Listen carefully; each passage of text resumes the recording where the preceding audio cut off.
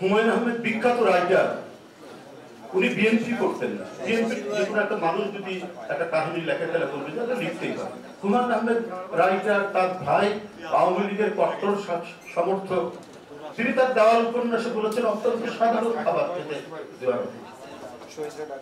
শেখ হাসিনা আওয়ামী লীগের ন্যারেটিভ, ভিন্ন ন্যারেটিভ তৈরি করেছে, না করে ইয়ে করেন, বিকৃত করার জন্য। কিন্তু তার এই ইন্টিগ্রেটেড প্রশ্নটাকে কিন্তু ওইভাবে খুব একটা মেলাইন করতে পারি।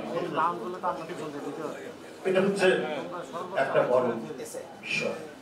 তো অন্য কেউ পারে, তো তার বুদ্ধিজীবীরাও নানাভাবে চেষ্টা করছে, নানা দিক থেকে চেষ্টা করছে, সেটা তারা করতে কোনোভাবেই আসে। তো এইটা আমার মনে হয় যে এই জিনিসগুলো তুলে ধরা দরকার, যাতে মানে আমরা সবাই যদি এই সমস্ত বিষয়গুলোর উপর যদি আমাদের জোর দেই, আমরা তাহলে কোনো রাজনৈতিক নেতাকর্মী কোনো দিকে বিভ্রান্ত হওয়া, কোনো কিছু হওয়ার আর কোনো সুযোগ।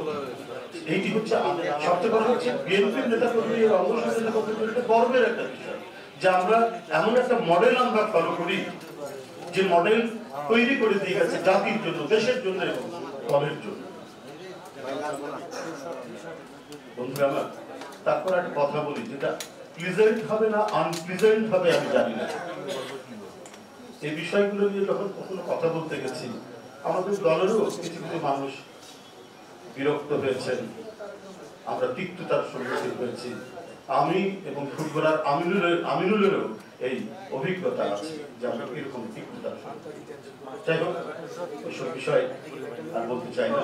তবে এটুকুই বলি, জিয়াউর রহমানকে যত আমরা তার গভীরে ঢুকবো, ততই আমাদের মন মানসিকতা, আমাদের চেতনার পরিবর্তন, নিজের অন্তরের আলোকে কিভাবে চলতে হয়, কিভাবে একটা জাতিকে গঠন করতে হয়, সেই প্রেরণা, সেই দর্শন আমরা তার কাছ থেকে আমরা পাবো।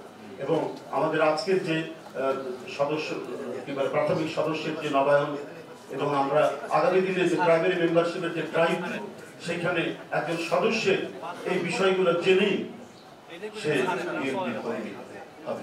সুতরাং বিএনপির নামে পরবর্তীতে আসলে কোনো কলম তুলে